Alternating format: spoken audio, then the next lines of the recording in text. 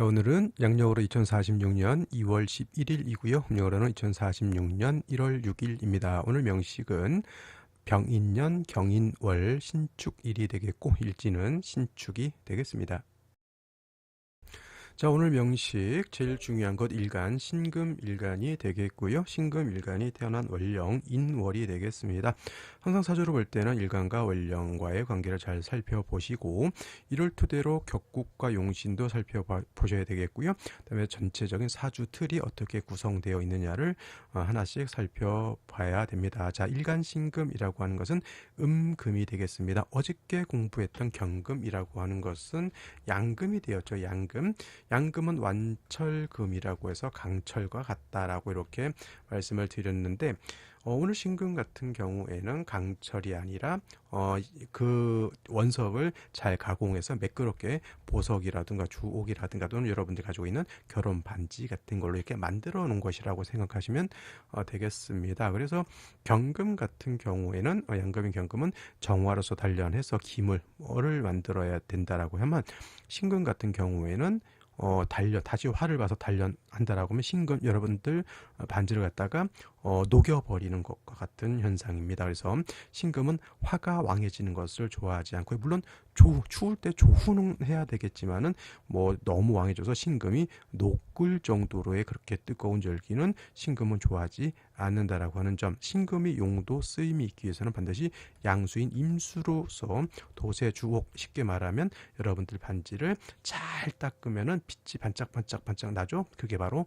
도세주옥 한다라고 표현합니다. 그래서 신금 일간은 왕하면 관성을 쓰는 것이 아니라 일간의 특성상 상관인 임수를 지용하는 것이다. 그래서 신금 일간들이 상관인 임수를 만나게 되면 피부가 백옥하고 머리가 총명하고 말도 굉장히 잘하면서 총명달사라고 해서 굉장히 사리 판단이 굉장히 좋은 사람이 되고 굉장히 도도하고 자존심 센 그러한 사람이 될 수 있겠다. 머리가 굉장히 좋습니다.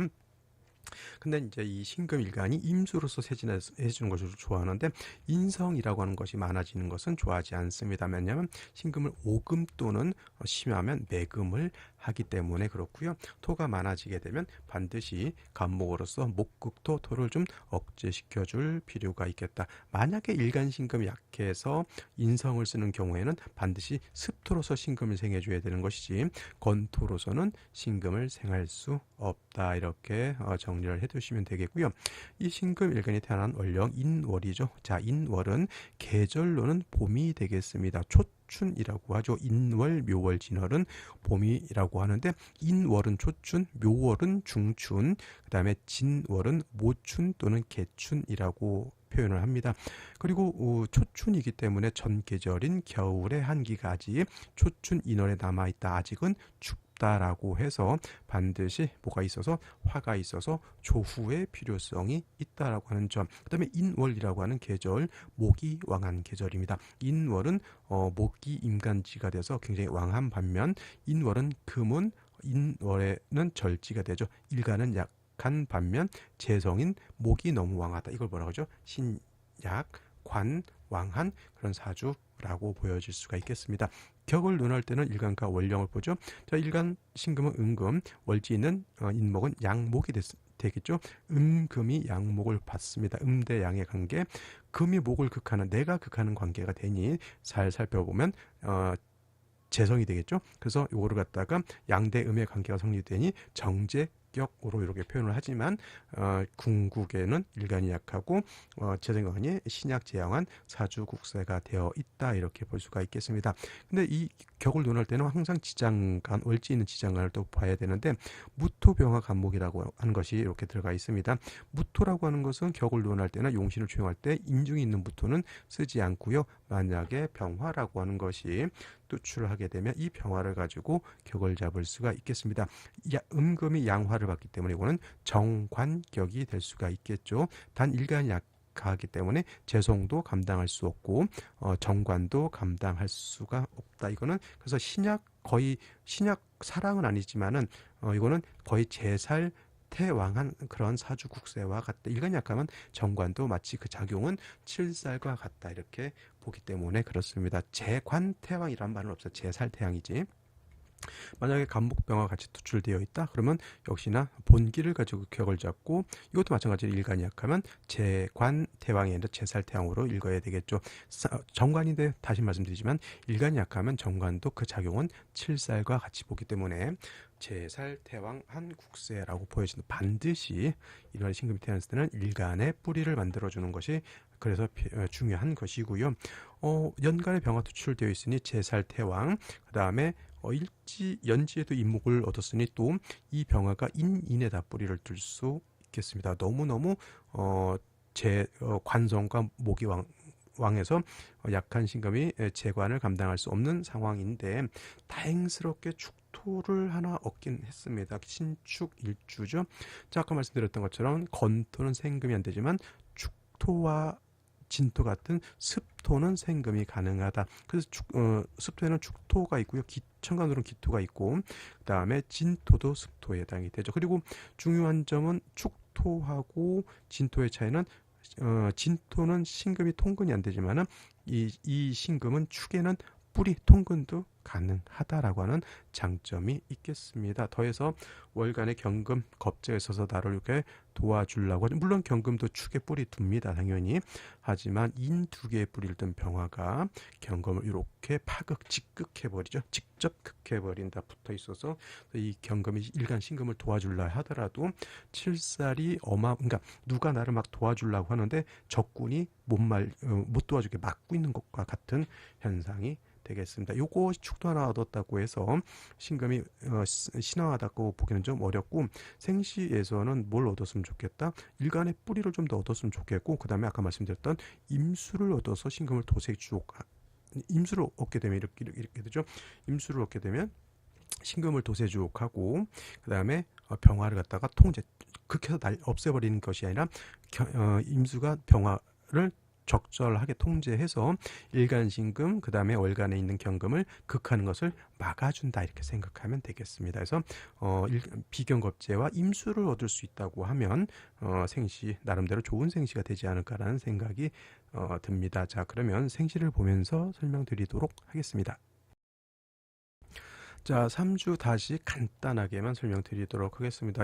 신금이 1월에 태어났죠. 격은 당연히 저거는 정제격이 됩니다. 원령만 놓고 봤을 때 정제격인데, 이제 인월은 목이 왕한 반면 금이 약하기 때문에 신약 제왕 또는 제다 신약한 국세가 되는 것이고, 병화가 투출되어 있으니 저거는 제살 태왕해서 일간 신약한 것이 문제가 된다. 터해서 인목을 하나 더 얻었기 때문에 제살은 더 왕해지는데, 다행스럽게 축토 아주 미약하지만 얘를 얻었기 때문에 일간신금, 경금도 이렇게 뿌리를 둬서 일단은 연명은 할 수 있다. 때가 절명은 아니지만 절명은 아니더라도 그래도 연명은 내가 할 수 있다, 이렇게 생각하시면 되겠고요. 생시에서는 아까 말씀드렸던 것처럼 인비를 얻어서 일간을 돕는 것이 필요하고, 임수를 얻을 수 있다고 하면 신금을 도세주옥할 수 있다, 이렇게 보는데, 자, 생시 무자시 보게 되면은, 자, 문제가 뭡니까? 무토 투출입니다. 이 무토 좋을까요, 나쁠까요?